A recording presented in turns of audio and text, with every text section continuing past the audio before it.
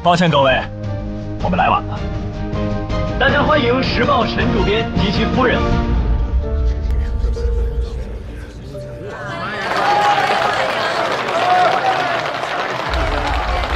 陈主编，你好。你好，你好。于老板他们在上面等你很久了。哦，我过去一下。再次感谢大家的到来，我们的会正式开始。也请各位天哪，真的是你！你还记得我吗？我们在巴黎会计家的晚宴见过。David。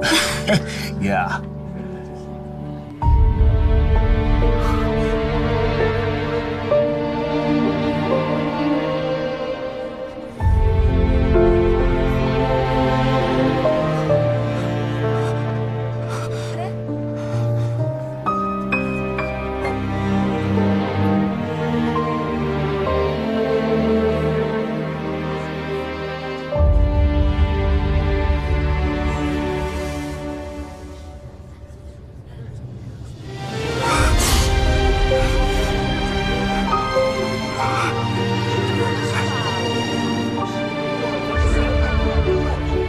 看来萧北辰对这位沈夫人似乎更感兴趣。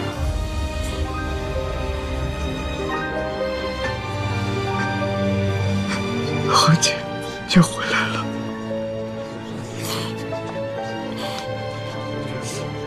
先生，您认错人了吧？萧副司令，您是不是误会了？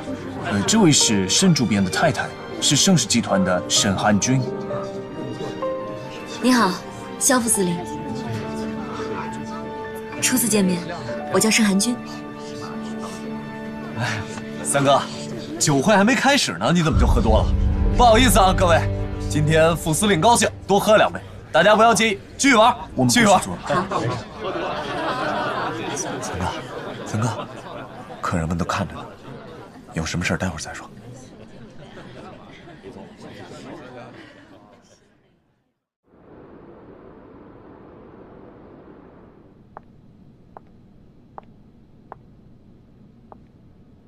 萧先生，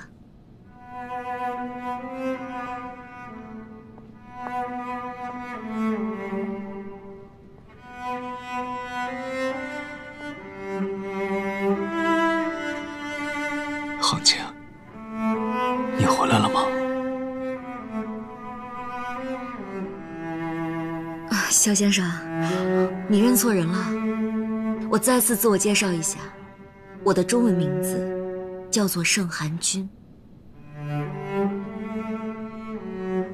既然回来了，你为什么就不敢承认自己是恒姐？萧先生，我可以原谅你因为认错人造成的失控，但不代表你可以无休止的冒犯我。你知道吗？当年的那场大火，在我找到那对耳环的时候，我的心就已经死了。可即便这样，我心底还存留着一丝丝你还活着的信念，它支撑着我活到了今天。恒姐，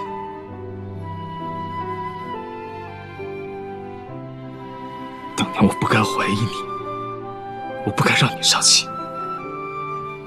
既然回来了，不要再走了好吗？请你自重一点，你现在冒犯的是你好朋友的妻子。恒姐，这些年是我错了，是我错了。请你放手，你放手，你李琛，你冷静点！要对你嫂子干什么？韩君，你没事吧？没事。沈延青，我打小就把你当成我大哥。这些年你背着我做了什么？我再问你一遍，她是谁？她是我的太太，你的嫂子。燕青，你怎么样？哎，肖先生，你别再发疯了！你已经严重威胁到我和我丈夫的人身安全，我会向英国大使馆申请公民保护。如果你继续骚扰我们夫妻俩，我一定会提起诉讼，对你追究到底。韩君，我们走。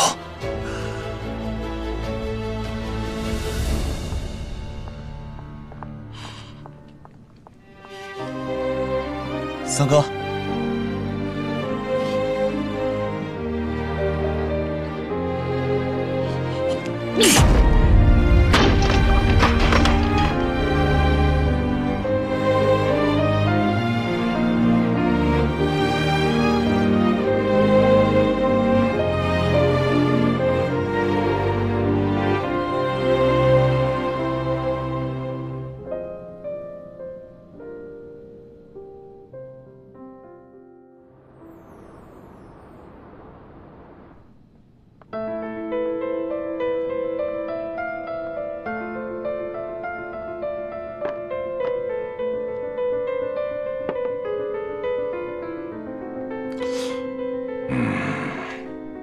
燕青的太太跟杭景长得一样，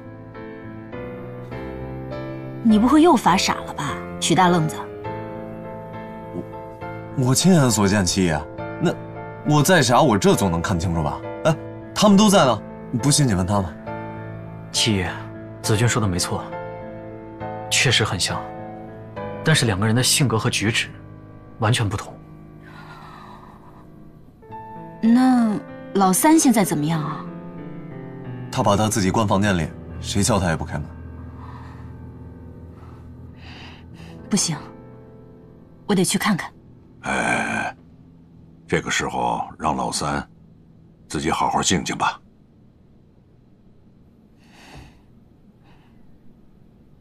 你没事吧？嗯。好。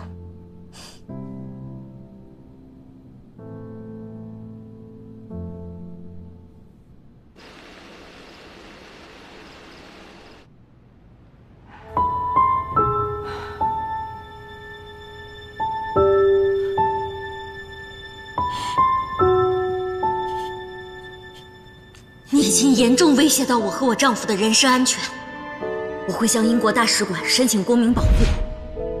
如果你继续骚扰我们夫妻俩，我一定会提起诉讼，对你追究到底。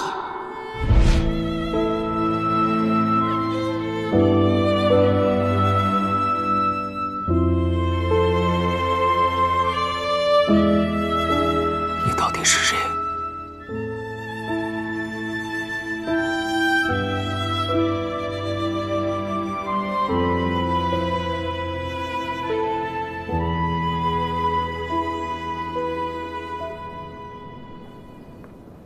副司令，进。这里是港口竞标，我们对所有参赛者做的备调资料。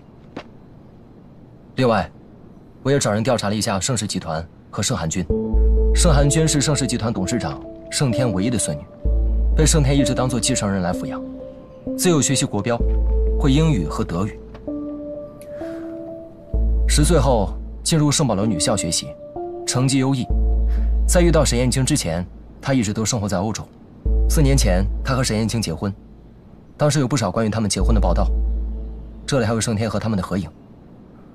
婚后不久，沈燕青被调来上海担任《时报》主编，盛寒君也跟着过来了，玩票性质的投资了一些公司，例如船运古董之类的。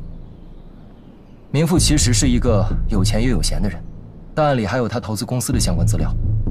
另外，欧洲那边的资料也在调取当中，但隔洋跨海的，恐怕还要再等待一段时间。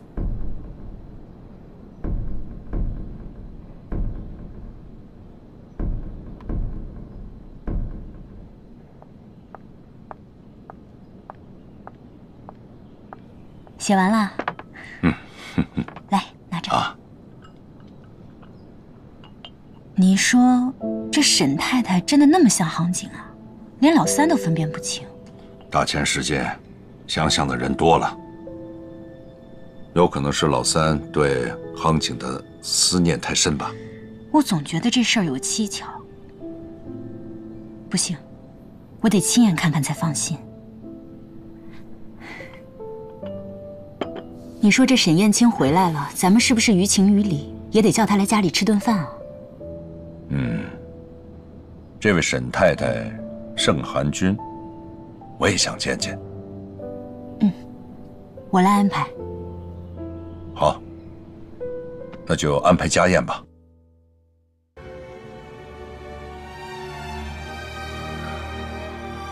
这是韩君啊？不是，这是我三嫂林杭景。什么？这是怎么回事啊？5年前，我三嫂死在一场大火里。她是我三哥这辈子最爱的女人，所以那天晚上他有些激动。怎么会这样？世界上怎么会有这么蹊跷的事情？怎么会有如此相像的人啊？沈大哥，我今天来是想要你一句话。你知道，我三哥一直都特别敬重你，相信你，所以无论发生什么事情，你都不会辜负他，不会骗他，对吗？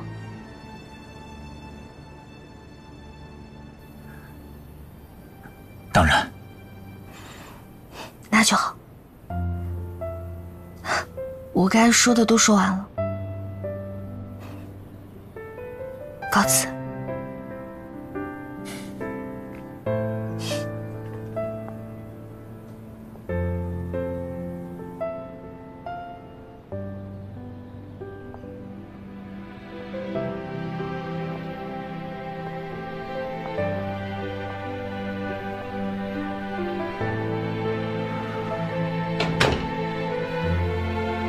对不起，淑仪。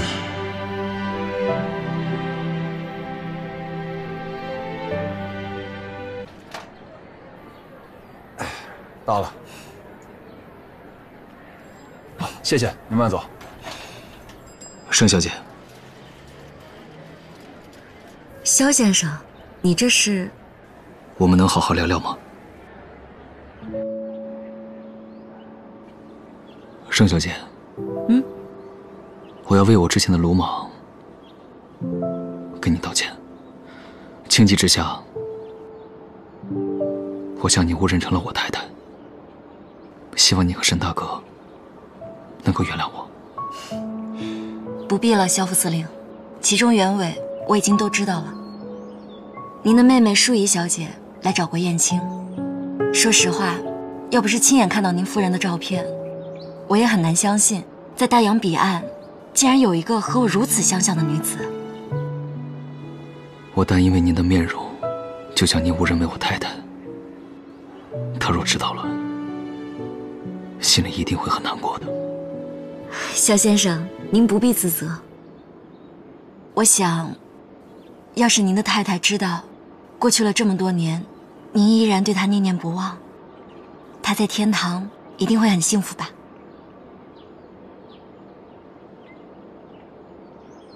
他恨我，是我错怪了他。他的离开，就是对我最大的惩罚，也是我毕生的悔恨。我想去弥补，可我无能为力。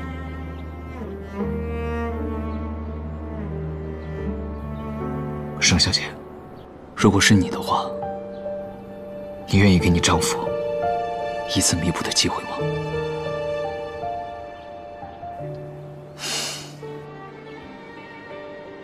既然我们两个是不同的灵魂，那我的回答也没有什么借鉴性。但是，我可不会给我的前男友们再次犯错的机会，不然我就永远都遇不到燕青了。所以啊，肖先生，我觉得你还是应该朝前看，生活总是要继续的嘛。可能你和你的太太之前有过很多不幸，但是我觉得你应该去谈新的恋爱，拥有新的爱人，而不是纠结于过去。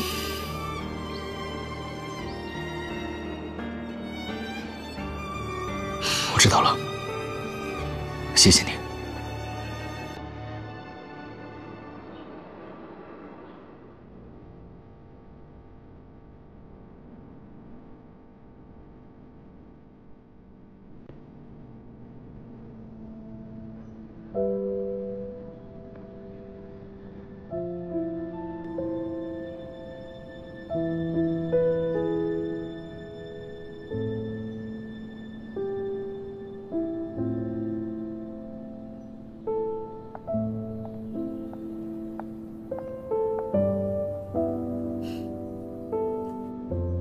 肖副司令，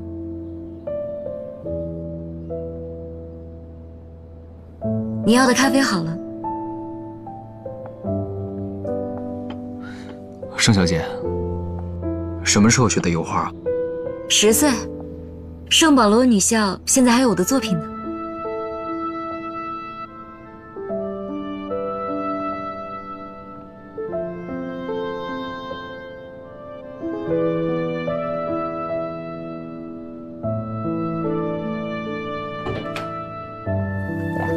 北辰，你来了，来了也不说一声。回来了，回来了。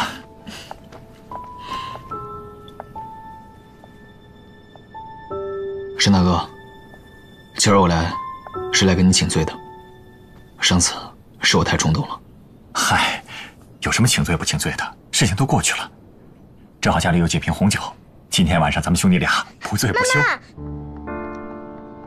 妈妈，小克，来叫人。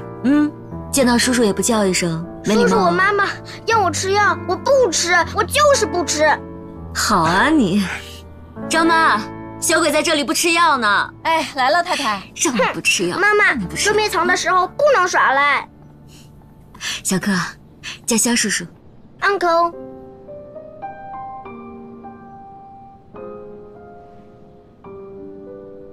沈大哥，我不知道你们连孩子都有了啊，一直没有机会跟你说。他叫沈科，3岁半了。来，儿子，给叔叔唱个歌吧，唱个英文歌。Dashing through the snow in a one-horse open sleigh, over fields it goes, laughing out the way。好，唱得好，真乖。妈妈，爸爸表扬我了，你要奖励我吃冰淇淋，吃冰淇淋。我们冰淇淋吃很多了，肚子里会长虫虫。我们喝橘子水好不好？好。哎呀，就是惯着孩子，喝橘子水肚子里也长虫虫。沈大哥，啊，不好意思啊。行，那我们今天还有些别的事，不吃冰淇淋了。我们改天吧。不是说好一起吃饭的吗？啊，我还有军务在身，谢谢你的好意，下次吧。哎，北辰，肖副司令，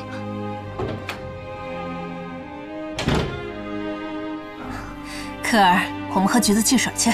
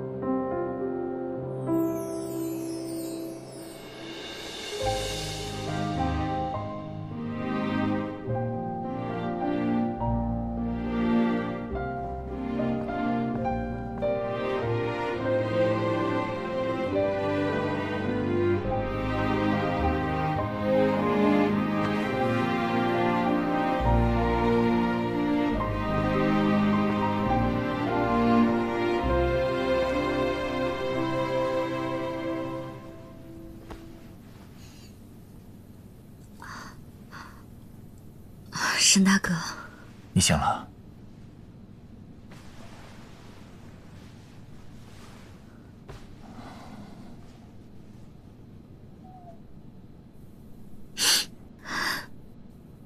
说实话，我还是第一次看到北辰这么落寞的眼神，看得出他很伤心。他伤心，他再伤心，也换不回我未出生的孩子。杭静，虽然我们来之前做了诸多的准备，但是身在其中，我才体会到，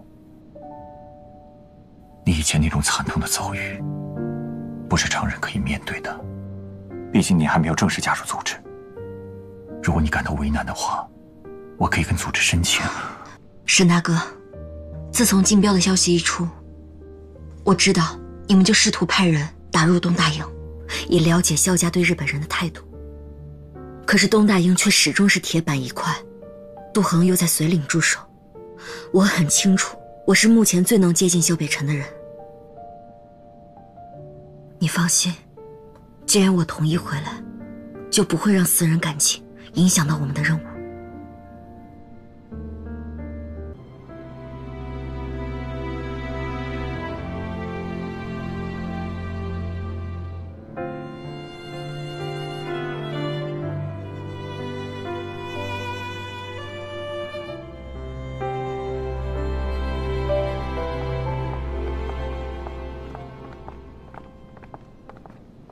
小宝宝，哎，起。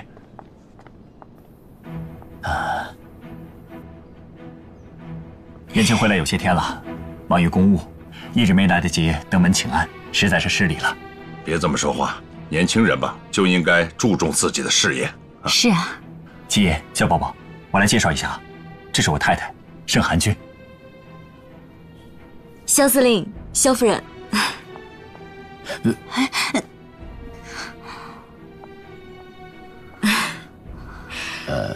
七爷，这是国外的一种礼节，表示寒君很热情。不好意思啊，我忘了国内还不太习惯拥抱。萧司令，很高兴认识您。我也很高兴。哎呀，燕青真是好福气啊！盛小姐长得真是标致，如果不是我亲眼所见，我还真不敢相信。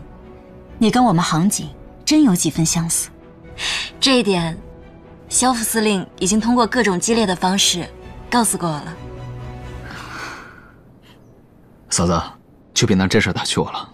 啊，我们别站着说话了，入席吧。好，来，请。走。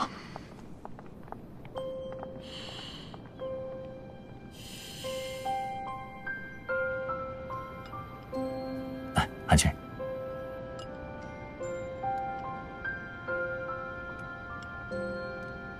嫂子，没想到你在欧洲长大，筷子用得这么好。我小时候在欧洲，爷爷常说，我们到底还是中国人，所以在家都是吃中餐的。时间过得多快呀！一转眼，燕青也成家立业了。哎，我就是很好奇，你们两个是怎么认识的呀？七爷，当时韩娟还在读大学，他跟他画室的同学去我住的庄园附近写生。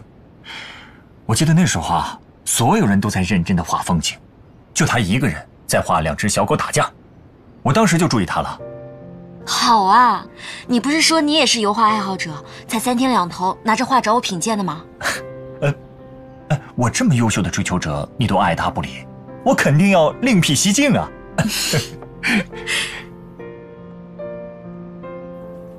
盛小姐，你在英国生活在哪个城市啊？住在伦敦。伦敦？听说伦敦有很多好玩的地方，有一个什么什么钟。戚夫人，您说的是大本钟，那是伦敦的标志性建筑，它每隔1小时就会响一次。它每次敲响钟声的时候，那个声音就会响彻整个泰晤士河畔。还有啊，我爷爷的公司也在泰晤士河那边。小时候，我经常跟着爷爷去看他们那些大人们板着脸买股票，特别无聊。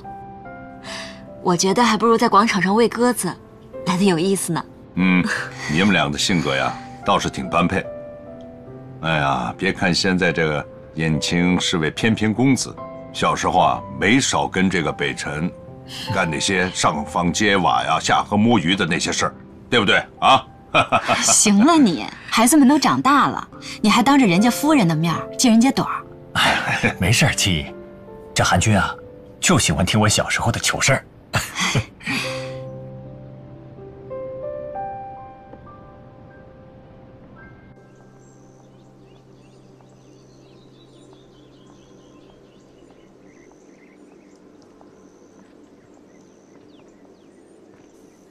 今天感谢你们全家对我们夫妻的热情款待，过得很愉快。沈大哥，你这说的什么话？我们本就是一家人。哦，对了，其实还有件事，想请你跟嫂子一起商议一下。哦，什么事？你尽管说。北新港刚开始国际竞标，这少不了跟外国人接洽。我的秘书呢，因为家里有事，临时请辞了。这不，听闻嫂子精通3国语言，还想请嫂子过来帮个忙。啊，这……沈大哥，你不会还在意我之前的冒犯吧？北辰，你误会了，之前的事情，咱们兄弟俩不都解释清楚了吗？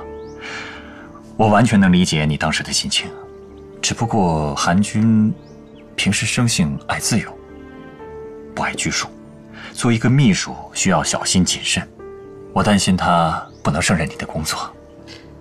若非时间紧迫，我也不会贸然请求。既要通晓外语，又能让我信得过的，除了嫂子，我实在找不到第2个人选。这没关系的，燕青。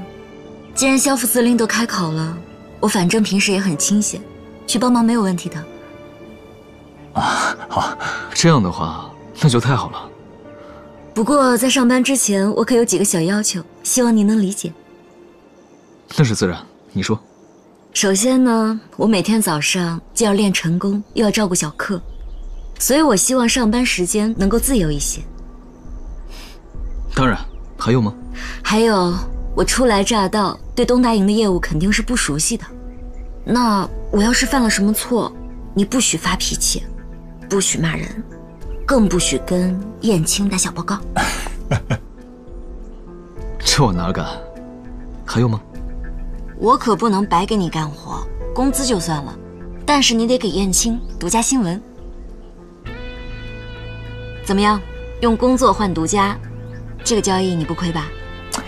哎，韩君，就算北辰不给我独家新闻，我也能通过其他渠道打听到。难道你在怀疑你老公的工作能力吗？哎呀，你知道我不是这个意思。好，我答应你。但凡招标会有什么新的进展，我一定给沈大哥独家报道。好，一言为定啊。那祝我们共事愉快。那好，明早8点，东大营见。哎，这么快就忘记咱们的约定了？说好的上班时间自由的。明日东大营全天恭候。好了，北辰，那我们先走了。再见，走吧。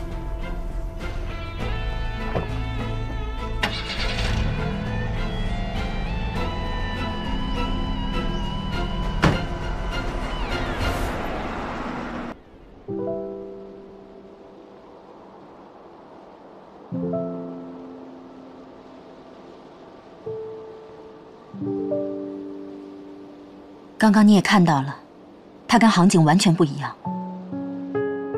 当年那场大火，杭景再也回不来了。我们都舍不得杭景，但是我们都要面对这个事实啊。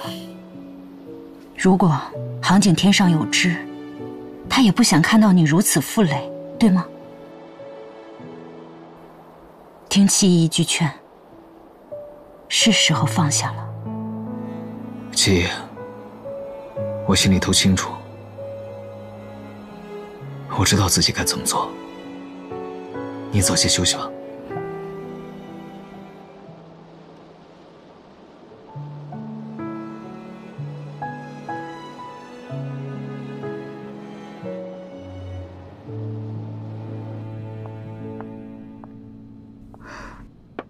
沈大哥，你怎么还不休息啊？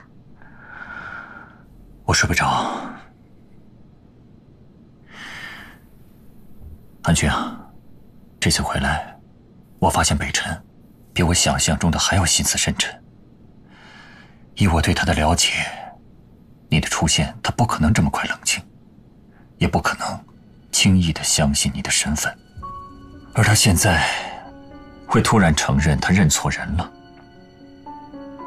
我觉得他是在跟我们玩一招以退为进。你去了以后，他肯定会想方设法的试探你，你要慎之又慎。我明白，我一定不会暴露自己的身份。你也知道，这些年我都是怎么过来的。韩娟，这些年真的是辛苦你了，但这次任务艰巨，你要做到随机应变。你说的我都记住了。不过沈大哥，以你的判断，你觉得萧家会和日本人签共荣书吗？如果从个人的角度来说，我相信北辰。但是现在萧伯伯是英军的总司令，他的态度可就代表着萧家的态度。我在萧府多年，对萧伯伯的为人还是了解，他绝不是卖国求荣之辈。可他一直对京城马首是瞻。是啊，但是这次京城他特地授以国际竞标，让日本人有了竞标权。萧家也没有反对，这里面的利益交割，萧家到底有没有参与，咱们真的不好判断。万一京城施压，萧家让这个港口落在日本人手里，这结果就不堪设想。咱们绝对不能让这种事情发生。我明白，韩先生一直是我们信任的伙伴，而且在救助爱国人士时，他多次慷慨解囊。北新港只有交到他手里，才不会被居心叵测的人利用。沈大哥，你放心，你尽管和青年会展开工作，萧北辰这里就交给我，我一定会想办法弄清萧家的立场。好。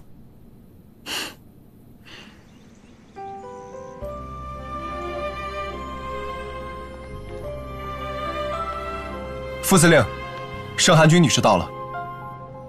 来了，快进来吧。副司令，我来报到了，今天就可以上班。太好了。请问我需要做什么？来，这些呢，都给你准备好了。这是所有的外国公司对于北新港竞标的一些提案，希望你以中英文双语呈上，并且在1周之内完成所有的审核，送去华兴饭店，交给专家评审组审阅。好的，没问题。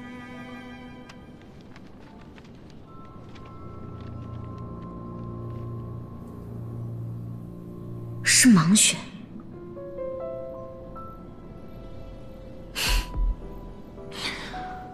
来，我带你看看你的办公区域。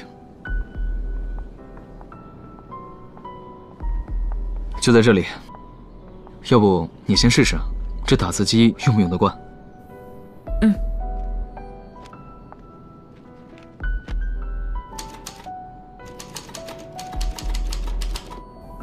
挺好用的。那就好。既然来了东大营，以后在军中便称你为盛小姐，这可以吗？没有问题啊。好，你忙吧。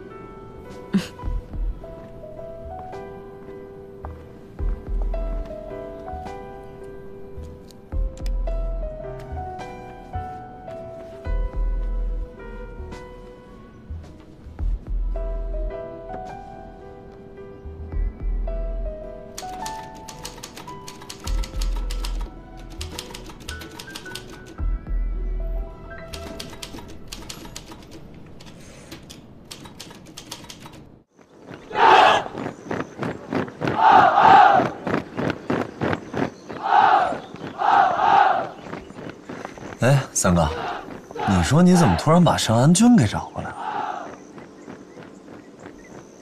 哦，哈，我说你怎么让老李走了？三哥，有些话我知道你不爱听，但是我还是得跟你说。你说，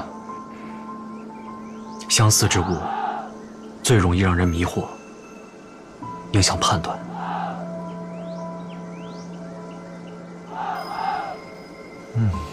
三嫂已经去世了，她不是三嫂。现在这个时间点，一个长得和她如此相像的人出现在北新城，你就不怀疑他们的动机？我明白你想说什么，我心里有数。但是不论他们有什么动机，不试试怎么知道？好，有你这句话就够了。哎，莫狐狸，我说你别天天疑神疑鬼的，三哥心里清楚着呢，是吧？三哥。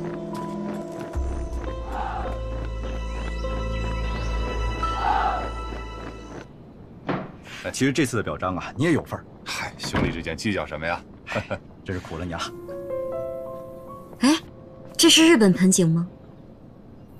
佐藤先生专门派人送来的一份大礼，说是很珍贵。去吧，副司令还为此专门回了一份。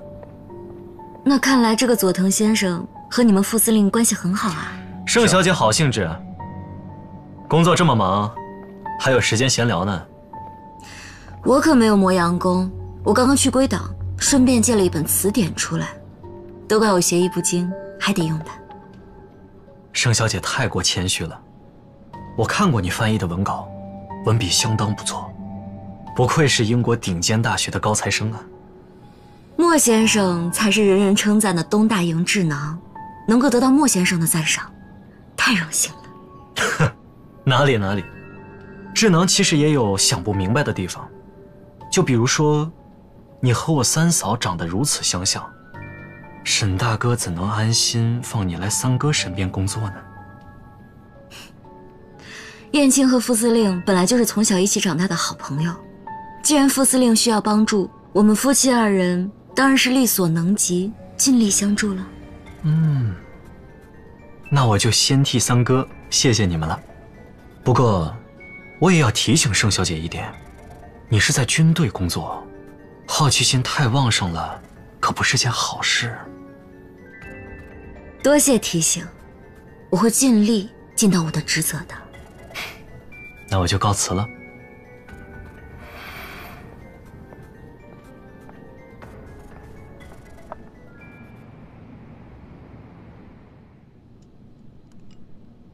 怎么样？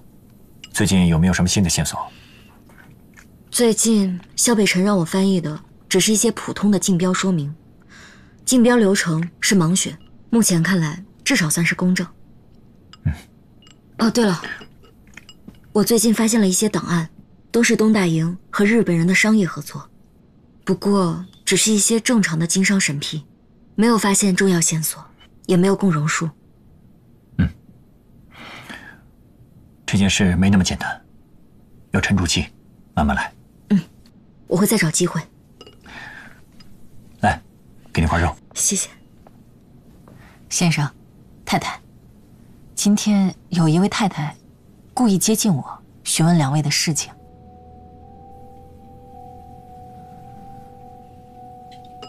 赵妈，你先不要回绝他们，该说什么，该做什么，你心里有数。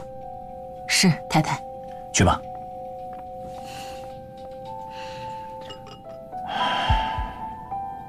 难道是萧北辰？有可能。不过除了他以外，还有其他人更想知道你的身份。那会不会是郑凤琪？不能排除他的嫌疑。据我所知，这个郑凤琪最近跟日本人走得很近。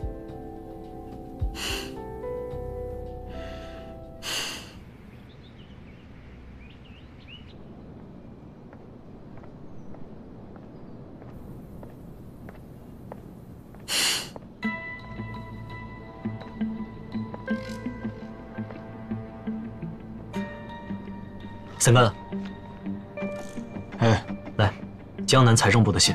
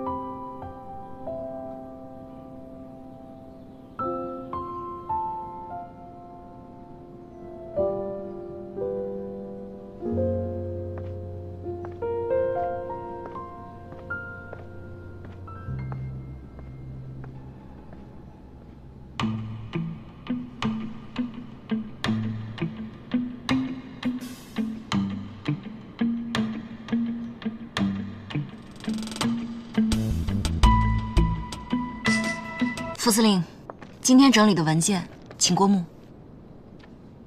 你这就下班了，还真准时。副司令天天加班，可真是太勤奋了。不过我可说过，我从来不加班的。再不走啊，我就要错过戴维的生日宴了。拜拜。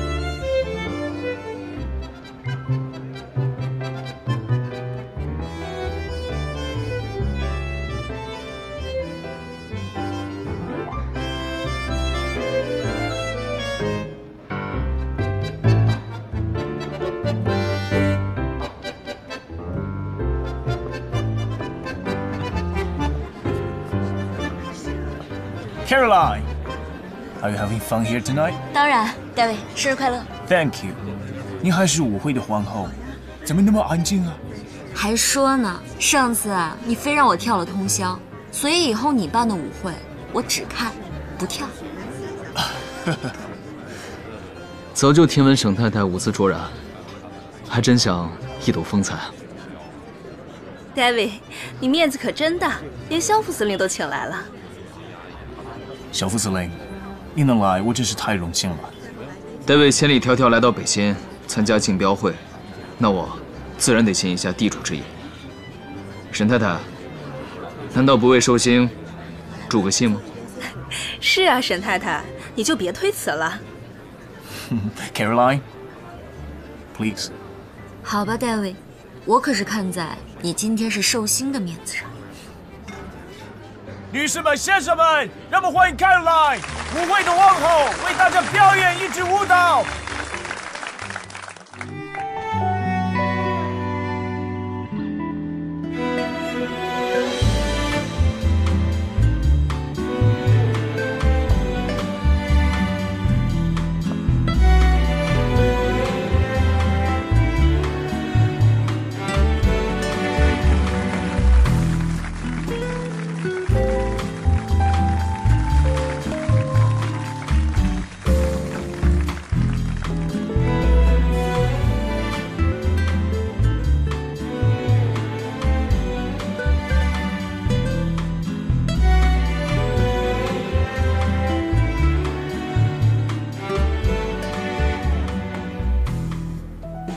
盛寒君自幼学习国标，会英语和德语。10岁以后，他进入英国贵族女校圣保罗女校学习，成绩优异。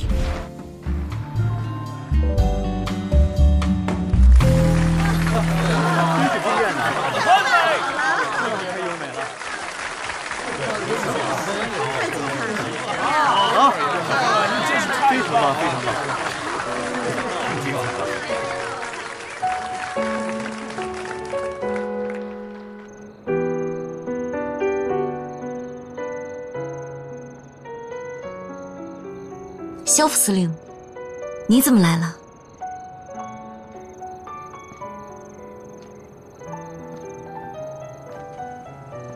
出来透口气。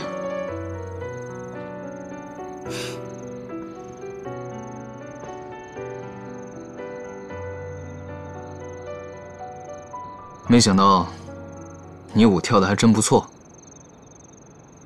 你们看着是不错，都不知道我背后吃了多少苦头。你看啊，这个呢，是我在学芭蕾的时候，大脚趾不知道流了多少次血。还有这里，厚厚的一层都是茧。这个就更惨了。以前在学校演出的时候，没想到地上有玻璃渣没有扫干净，我当时一脚就踩了上去。你为了躲我，没少让自己受伤。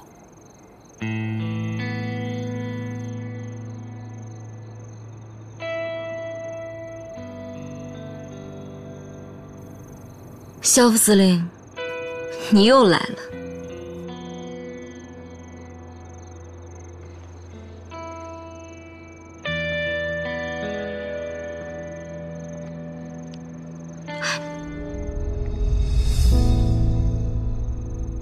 萧副司令，你这是跳舞？好啊。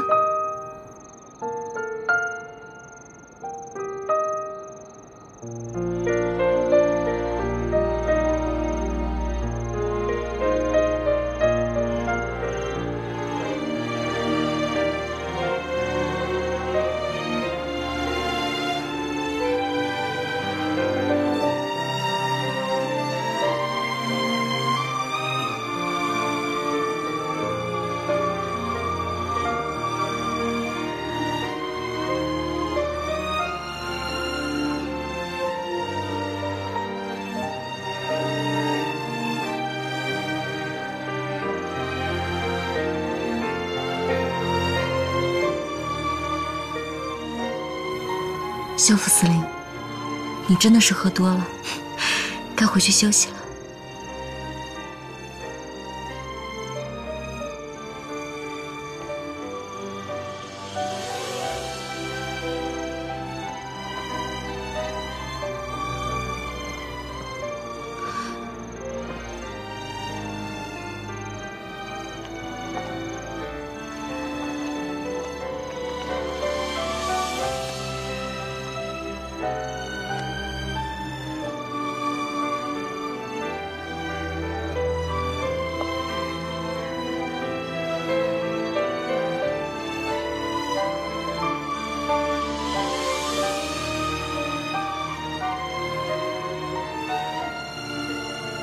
我等着你，等你想好主动来找我的那一天。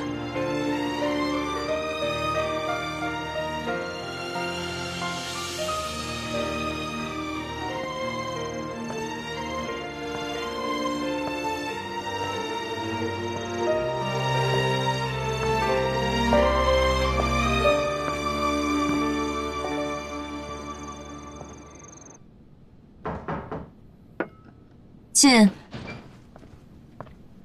风起小姐，这段时间我们一直派人接触沈府的佣人，照他们的话来说，盛寒君和沈燕青就是夫妻，而且他们还有一个孩子。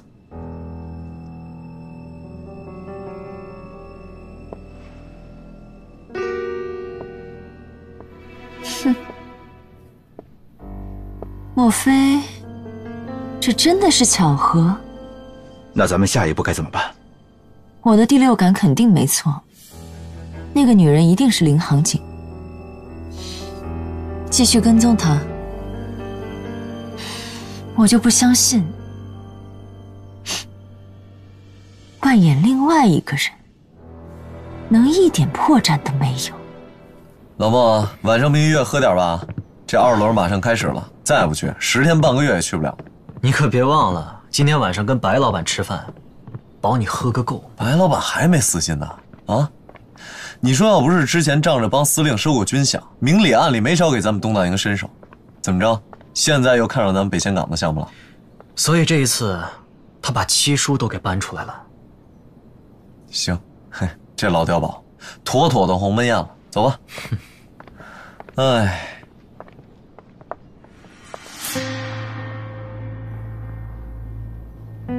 走吧，走，今儿可不能迟到。哎，这顿酒可不好喝啊，三哥，晚上靠你了啊！又是血战一场，怕什么？三哥酒量好。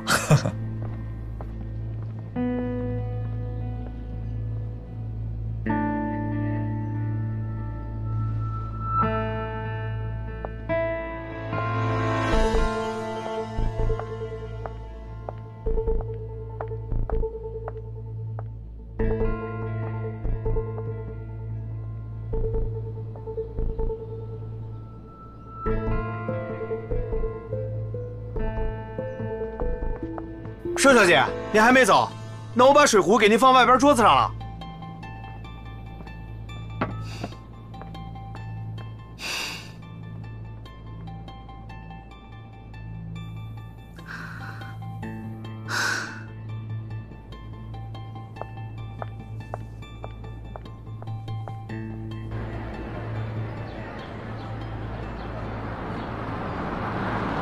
停车。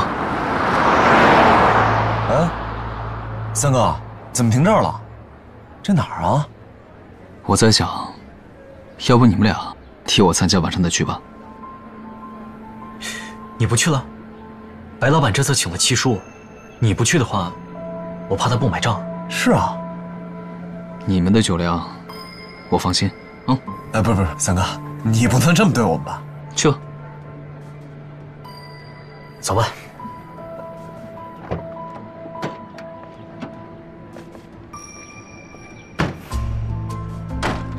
掉头回去。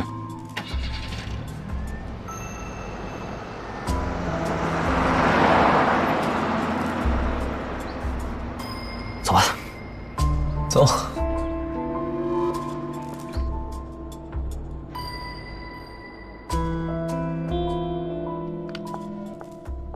下班了，走吧，走吧，走。盛小姐还没走呢。 加会班，那我先走了。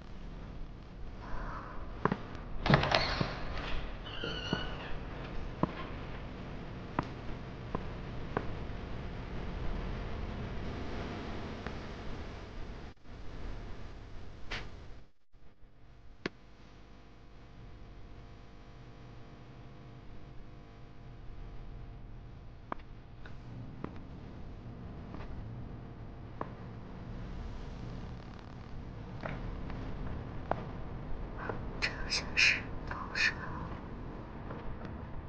盛小姐，这么晚了，还没走呢？副司令怎么这个点回东大营啊？啊，原本约了人一起吃饭，饭桌上一帮想攀着我走捷径的人，没什么意思。都是盛小姐啊，如果所有人都能像你一样这么敬业就好了。英语是我的母语，但是我也是第一次做这么专业的翻译，所以当然要敬业一点了。是吗？我看未必吧。此前我可看过盛小姐的文笔，那看起来可不比从小在中国学习诗词歌赋的女孩们差。副司令过奖了啊！我今天一定会把所有的文件都翻译完毕的，不会耽误明天的审查。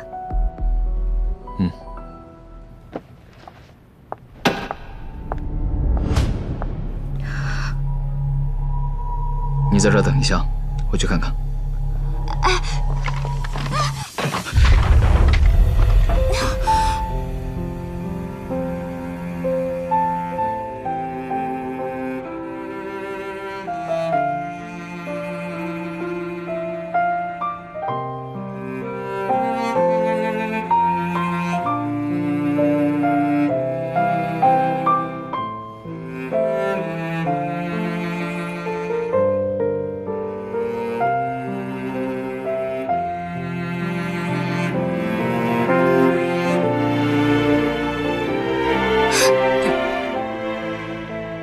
方向，对不起，副司令。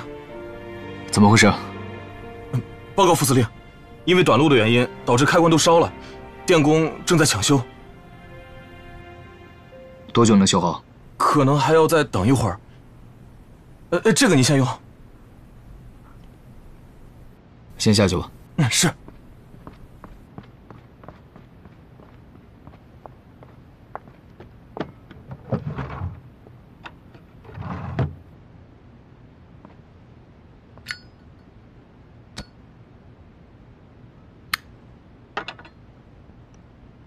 拿着，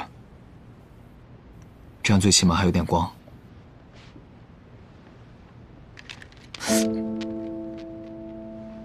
你的手没什么，一点小伤，不大钱。我那柜子里面有碘酒，帮我拿下吧，消消毒。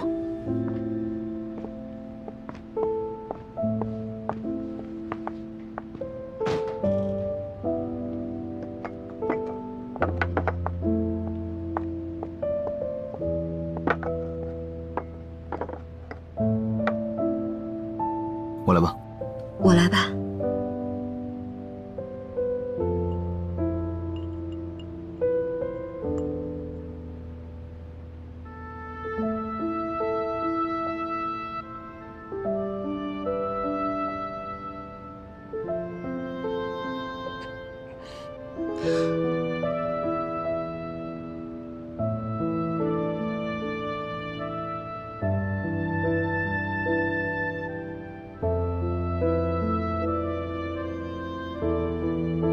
好了，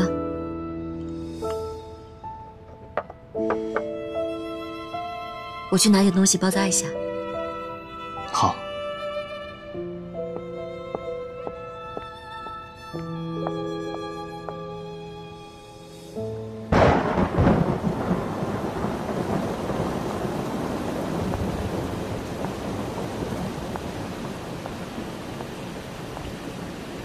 这么大的雨，我送你回去吧。走吧。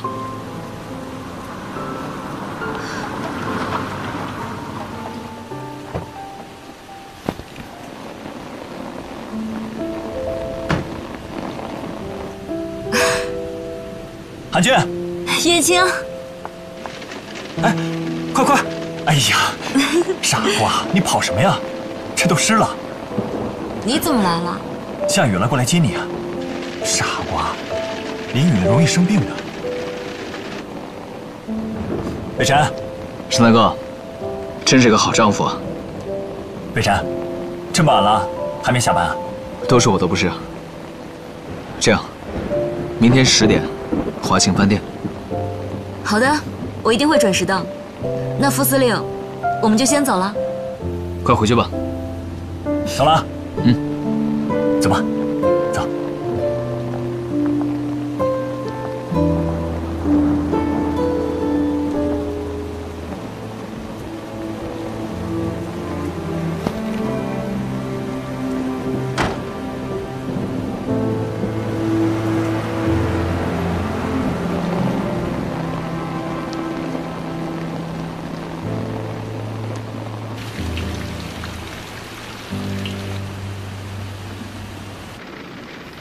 情况怎么样？我打开保险柜了，里面并没有供容书，只有一些南京给他的信件，但是具体内容还没有时间看。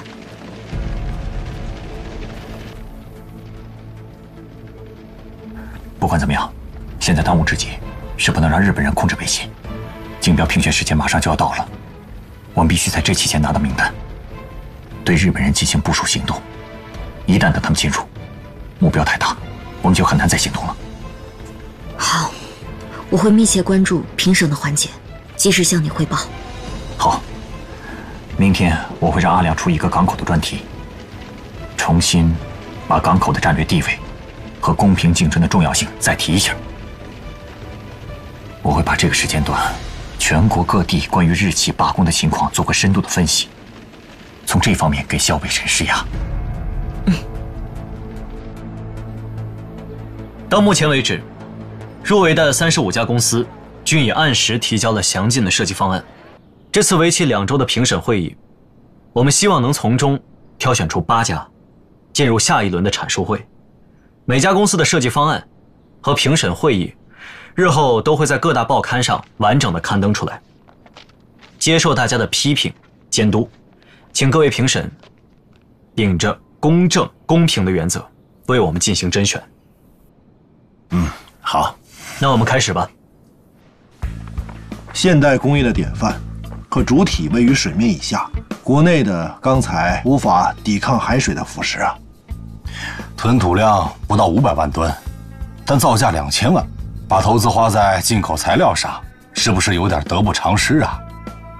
我觉得这个很有必要，主要是因为现在国内的钢材啊达不到这个要求。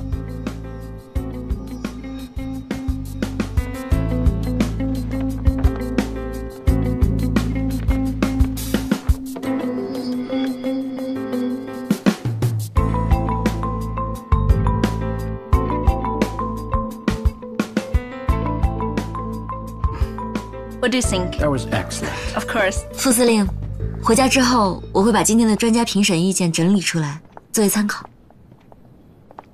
好。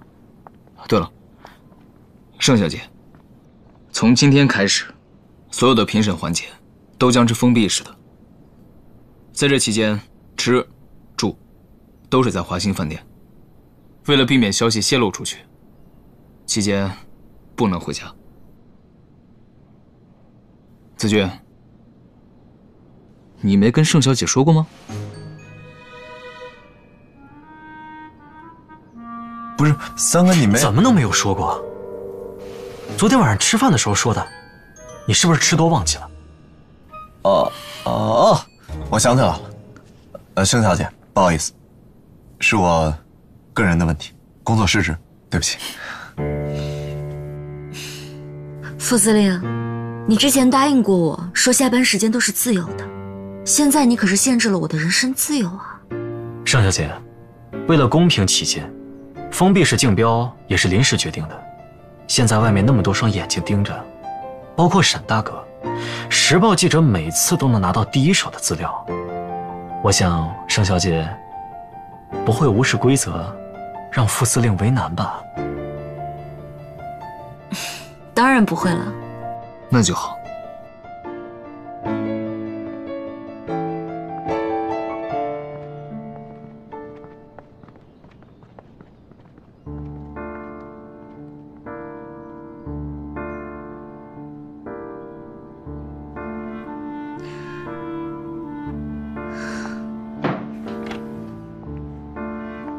盛小姐，请，这就是您的房间。酒店是24小时提供热水的。哦，这边是起居室，会有人专门为您提供服务。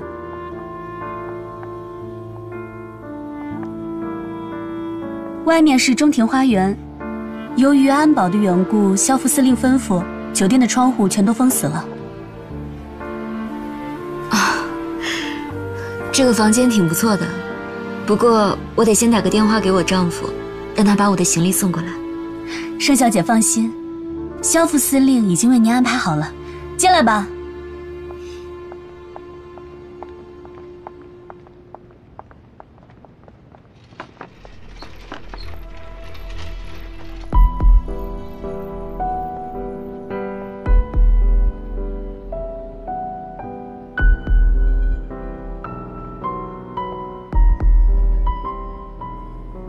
怎么样，盛小姐满意我的安排吗？副司令真是细心，我正打算去定制几件旗袍呢。好，这几件是从给我太太做定制的店里挑选的，颜色、款式都是按照她的喜好来的，能够让你满意，我很欣慰。不过我平时还是喜欢穿洋装，舒适自在一点。时间仓促，我临时准备了这些。不过我会把盛小姐的喜好全都记下来，让他们去准备。副司令真是细心周到啊！我这么做，只为了让盛小姐免去杂物，专心工作。还望在评审会期间，盛小姐将所有评审报告整理完毕交付于我。当然，也包括今日的。那看来我是恭敬不如从命了。不过副司令，再怎么样我也得打个电话给我的丈夫和孩子，跟他们说明一下情况吧。沈大哥那边我已经交代过了，他很理解，并且支持我们的封闭式评审流程。如果你有任何需求，我的房间就在你旁边，随时侍候。谢谢老板。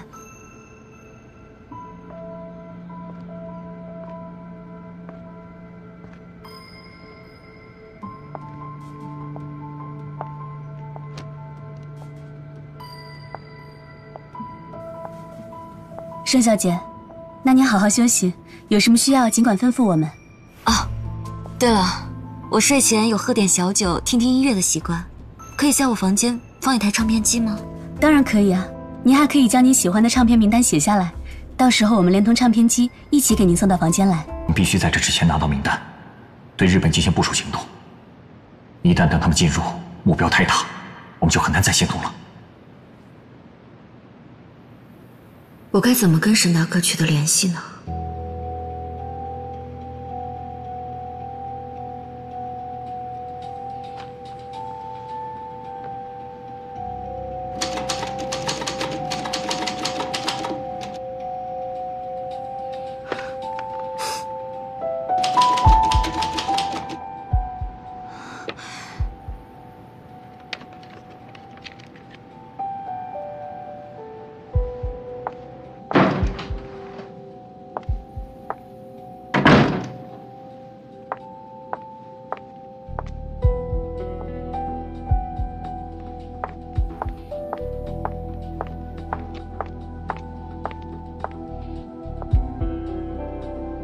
副司令，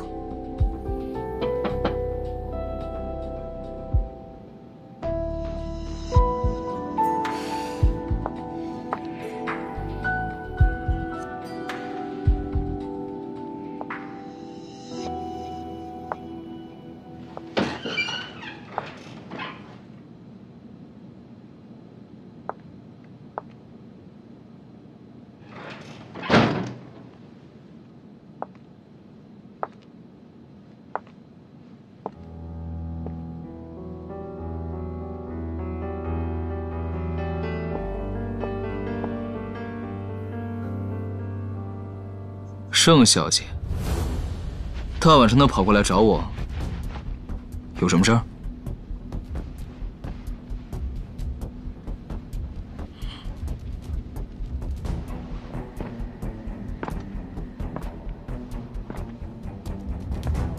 盛小姐，这是脸红了吗？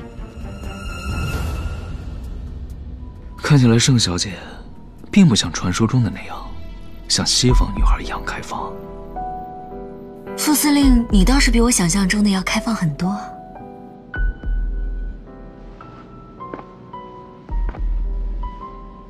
好。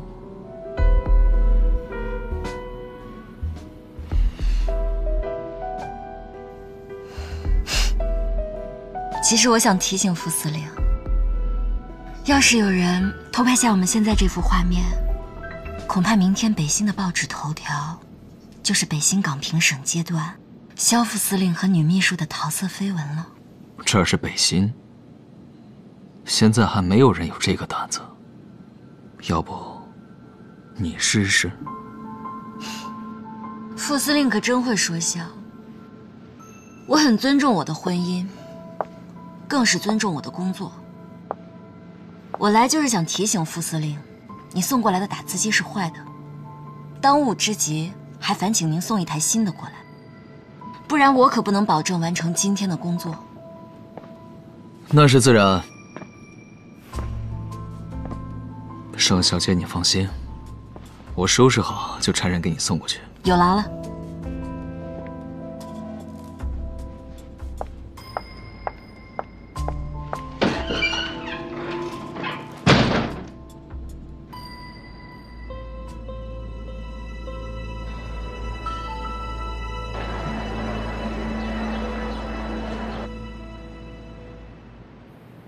其他的方案基本上就放弃了这片海域。大和商会的方案是以两山对峙形成的狭小区域为出海口，缩短了通向朝鲜的航线，增强了隐蔽性和防风性。我们再来看一下这个东面和西面。这个方案啊，它的优势之处就在于这两边的山石形成了天然的防波堤，大大的降低了成本呐。这是我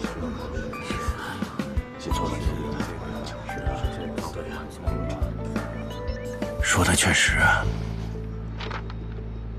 我倒是和大家有一些不同的意见，不知道大家考虑到没有航道的淤塞问题。这个之前倒是没有人提到过啊。是，确实是一个值得考虑的问题。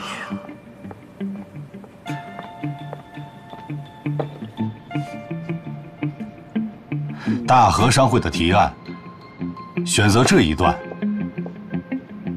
作为出海口，我认为不妥。它的两侧是山石，容易引起风化松动，万一导致滑坡，就会造成安全问题。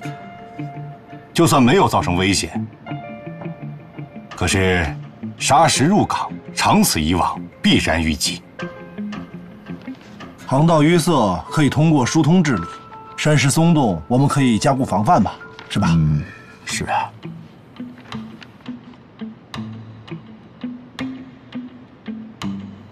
就算山石松动，知道一张拦截网你会说拦截网这个事情，但是拦截网的王教授啊，是你这个议案，我觉得不妥，我不赞成王教授这个点。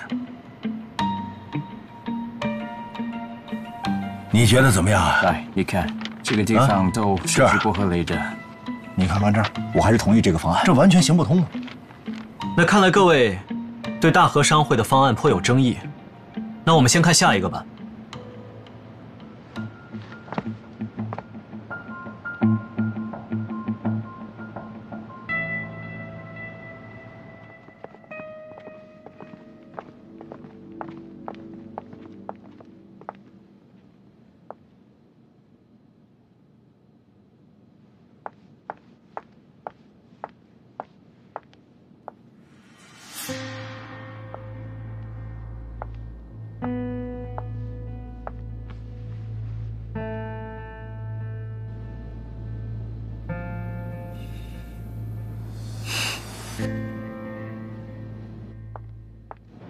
哎，对了，三哥，早上没来得及问你，你不觉得今天盛安军穿的有点眼熟吗？穿的跟三嫂似的，是吧？我说你这个脑子怎么长的？有什么问题啊？怎么了？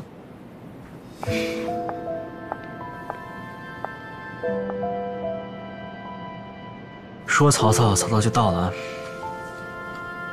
你好。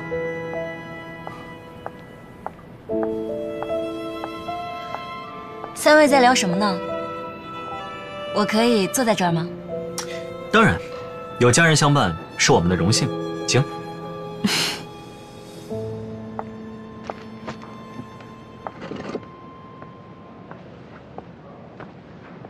小姐，谢谢。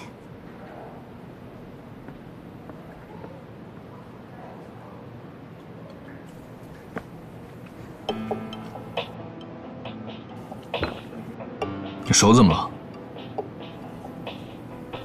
啊，没什么，就是房间被阴，然后又挨着花园，我就长湿疹了。我差人给你拿点药过去吧。不用了，药膏对我不太管用，我一会儿到回廊晒晒太阳就好。那这样，我房间旁边有一间朝阳的，一会儿你搬过去。那就谢谢副司令了。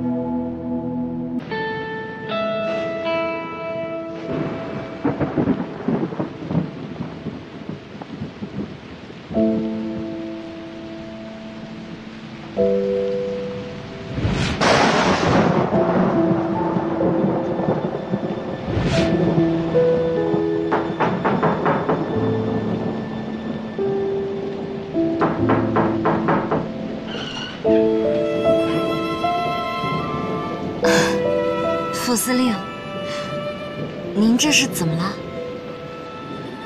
没什么，就是过来告诉你，明天的会议纪要1式2份。好的，没有问题。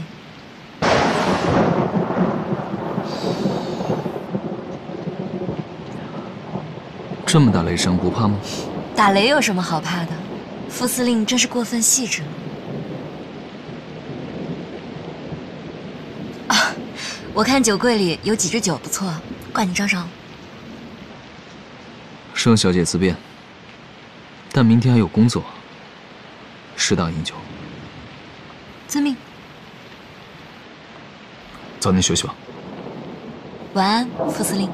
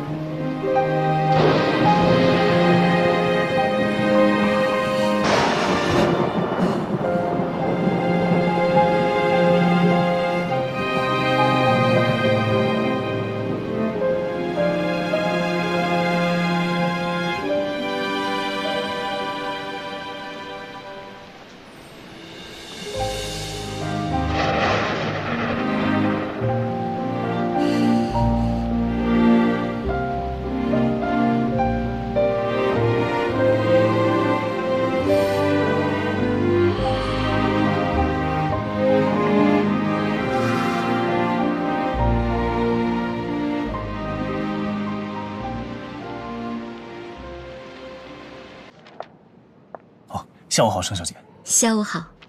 这2张唱片我已经反复听了好多遍了，想换换花样。盛小姐想听什么样的曲子呢？有没有贝多芬的小提琴独奏曲版《春》？只有协奏曲版的，您看行吗？也行。稍后给您送过去。那就麻烦你了。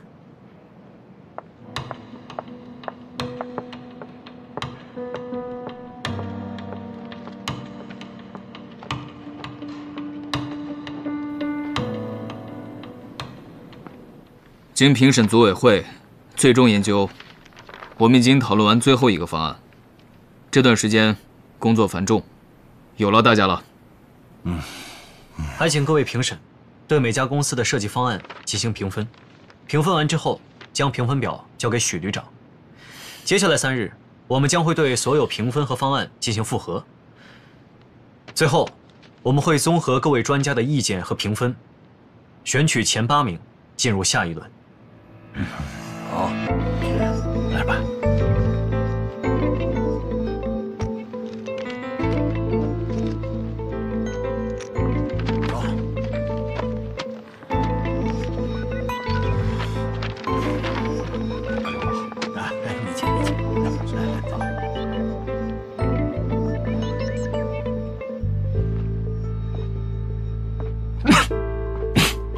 三哥，你脸色不太好。不大姐，你别勉强你自己，我去给你拿些特效药来吧。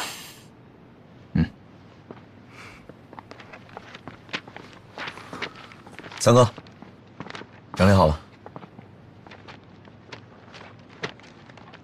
你把这份报告密封起来，我亲自保管。好，走。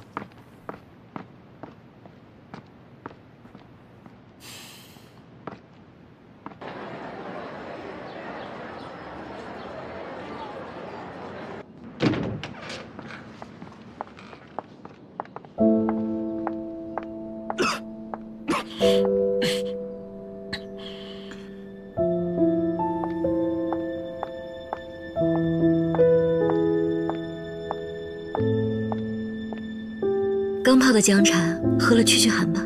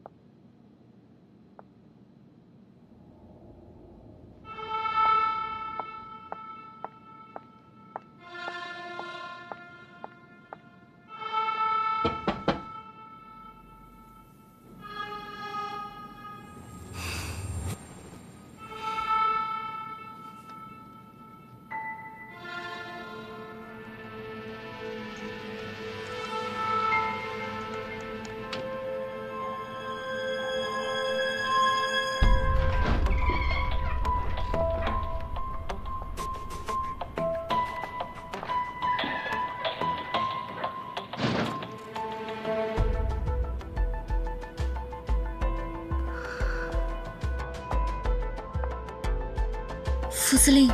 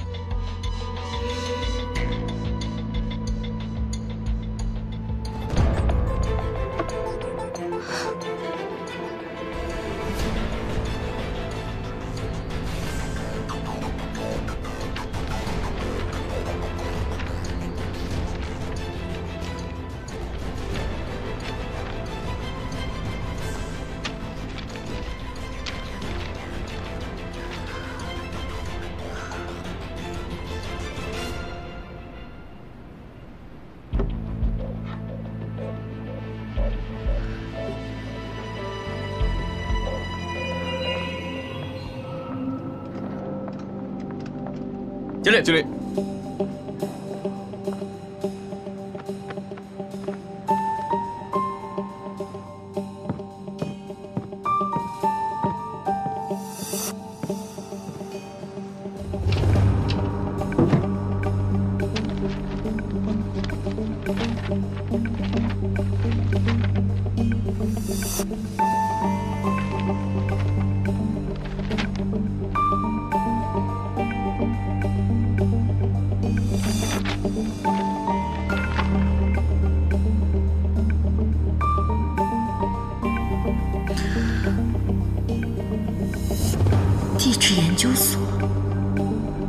分。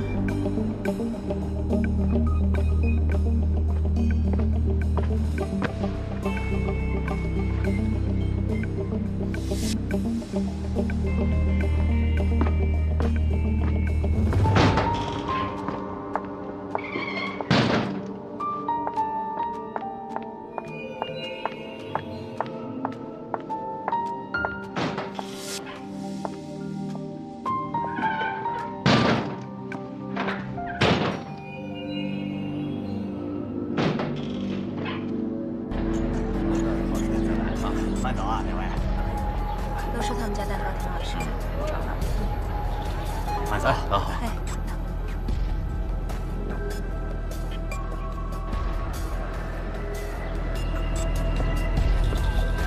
伙计，你可以下班了。是，老板。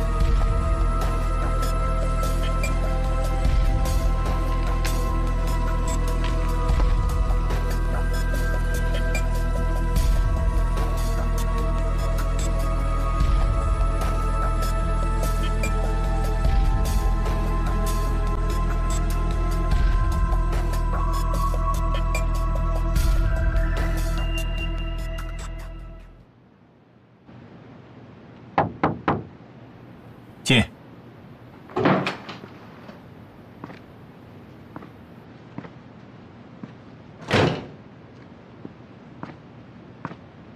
先生，怎么样了？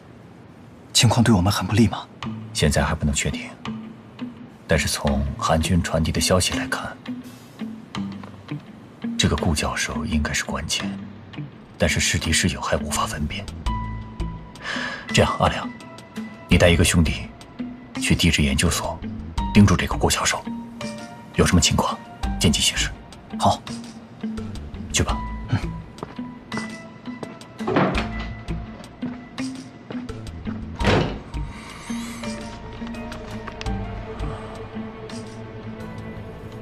地质研究所。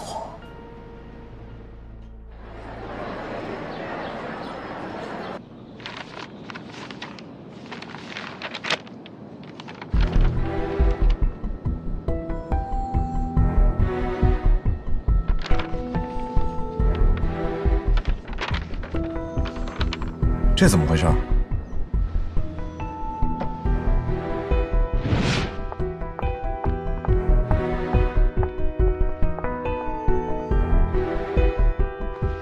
来，他进来过了，跟你想的一样，我查过了，他在给你的药里面溶了一定量的抗过敏药，药里的部分成分导致你陷入深度睡眠。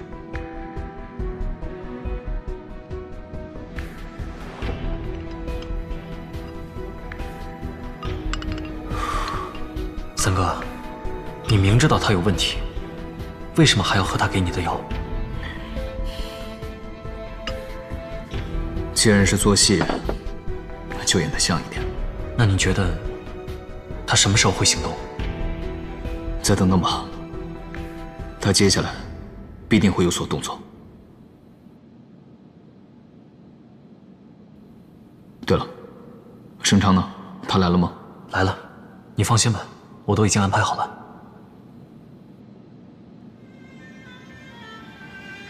就从这上2楼就是。再来啊！这么看来，萧家跟日本人并非合作关系，也未将港口的修建权私自相授。我会跟上级汇报的。就北辰最近的表现来看，我觉得他的骨子里对日本人还是很有敌意的，只不过因为他的身份和出生环境的桎梏，他并没有革命意识。这跟杜恒同志跟我们汇报的情况还是一致的。那这就说明，他可能是我们可以争取的对象。对，上级要求我们协助韩氏拿下港口。如果战争爆发，掌握港口，就等于掌握了很大的制动权。这个任务很艰巨，我们只能成功，不能失败。我会在《时报》上发表韩氏即将和海参崴、东方港这2个俄罗斯最大的港口合作的消息。现在技术、资金、经验，韩氏都有绝对的优势。如果这样到最后，中标方还落在他人手里，那这件事就很有蹊跷了。但是以佐藤对顾教授的不择手段来看，他对港口是势在必得。我担心，不到最后一刻，他不会轻易放手，所以我们还是不能掉以轻心。放心吧，我会让丁先生死死地盯住佐藤。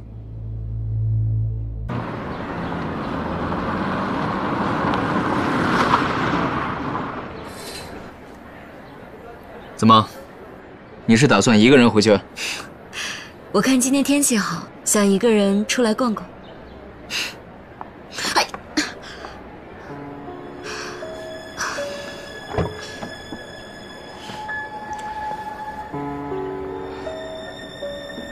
还是我送你吧。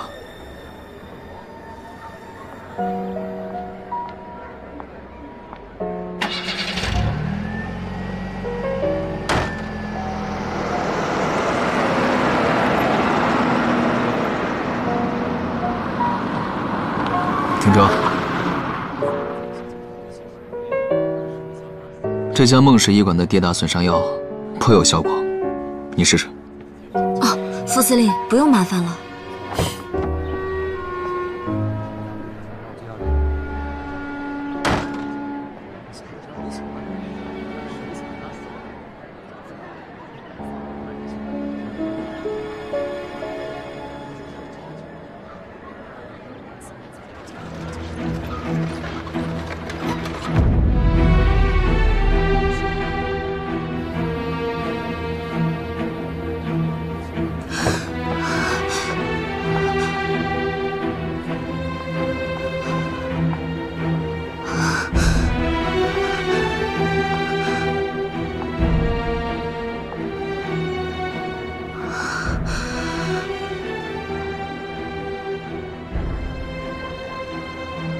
拿好了，谢谢。我想吃。行，走吧。再来啊，盛小姐，怎么从车上下来了？我看到这儿有卖糖人的，想着给科尔带回去一个。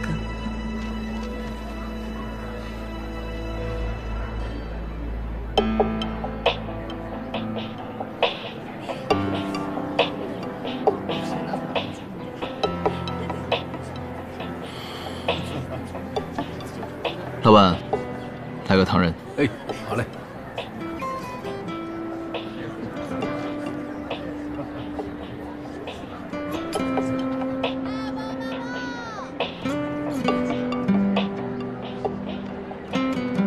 肖副司令，没想到在这儿都能碰到你。没想到，竟然在这儿碰到了穆先生。啊，副司令，您不介绍一下吗？这位是……我简单介绍一下，这位是盛天集团的继承人盛寒君女士。这位穆先生是我太太生前认识的人。你好，穆先生。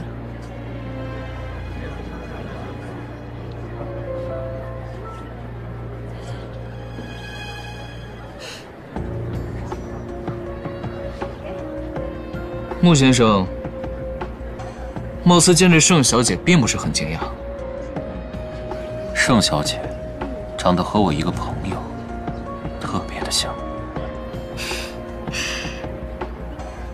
这是我到北新之后专属的问候。不过没关系，我也已经习惯了。天儿不早了，我送你回去吧。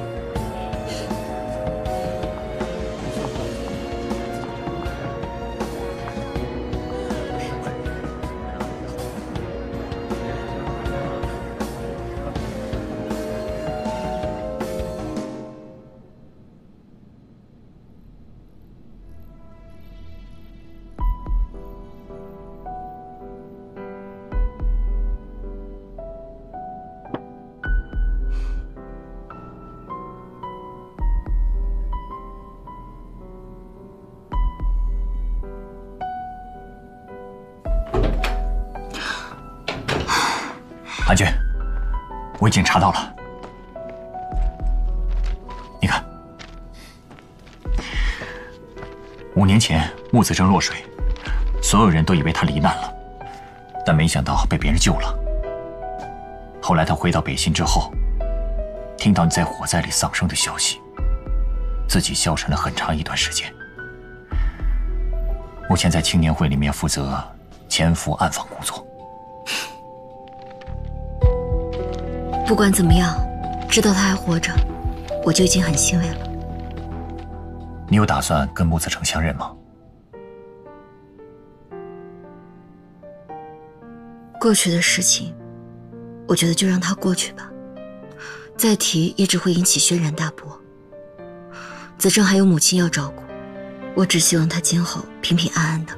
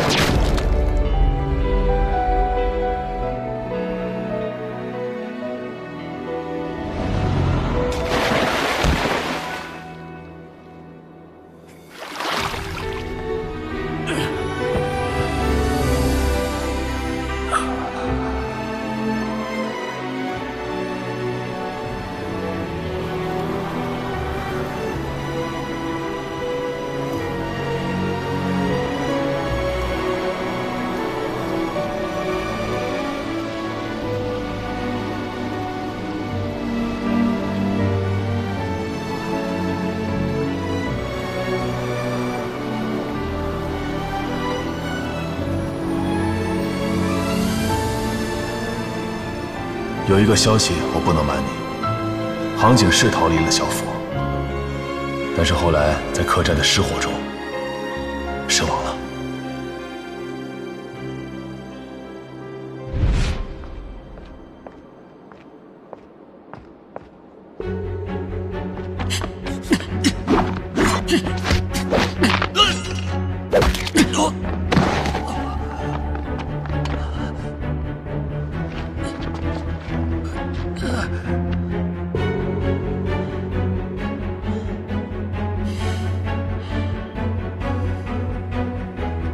原来是你，小北辰，没想到还活着吧？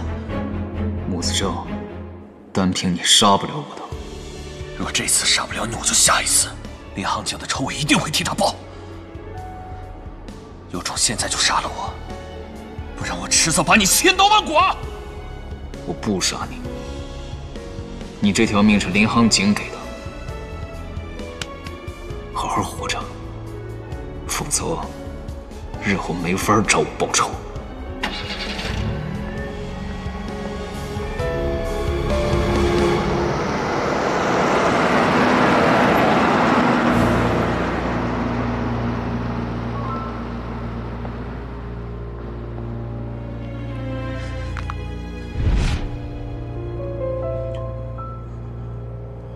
杭景，我多希望你还活着。小北辰害死了你，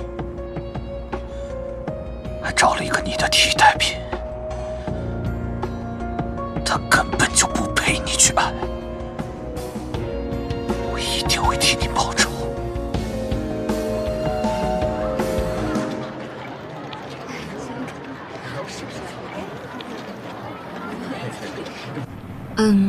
肖副司令，我们这是要去哪儿？去一个交流会。交流会？嗯。我怎么没有听你说过呀？我也是临时决定的。好，算是给你的一个惊喜吧。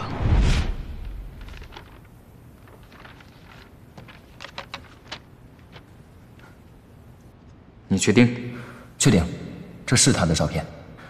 他们明天会在华兴饭店举办一场文学交流会。英国来了一批游记作者，之前你在英国的写作老师艾文女士也是其中一员。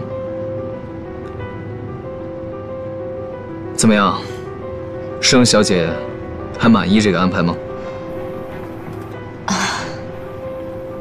怎么，盛小姐的表情貌似不是很满意啊？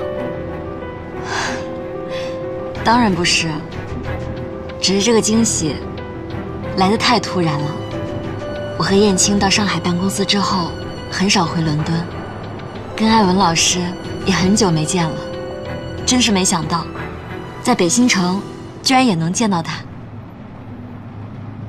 我们中国有句古话：“一日为师，终身为父。”想必盛小姐对艾文女士的情谊也是如此。待会儿你们见了面，好好叙叙旧。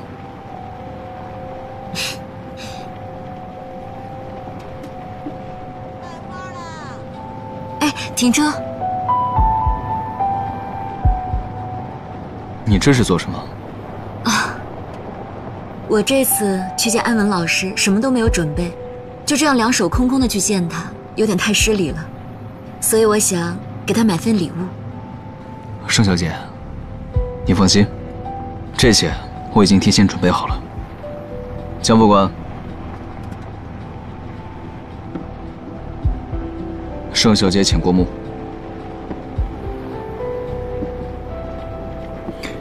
听说艾文女士对中国古典文学颇有研究，我将这幅诗词赠送给她，她一定会很开心的。的确很精美，肖副司令真是有心了。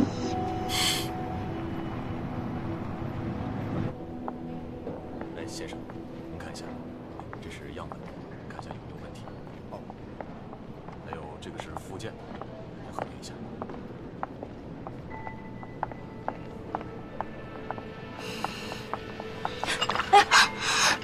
对不起，对不起，对不起啊！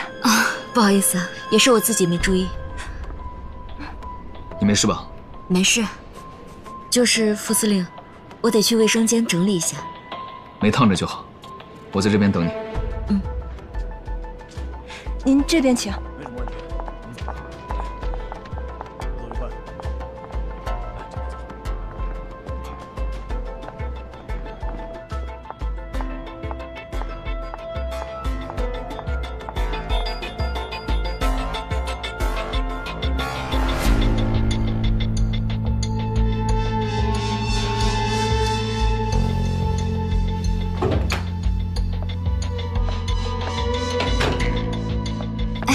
小姐，你能不能帮我一个忙？什么忙？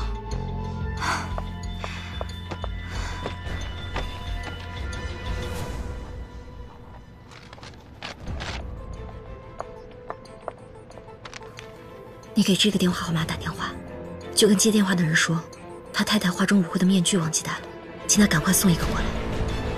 这……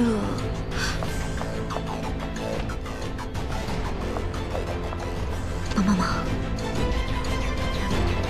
好吧。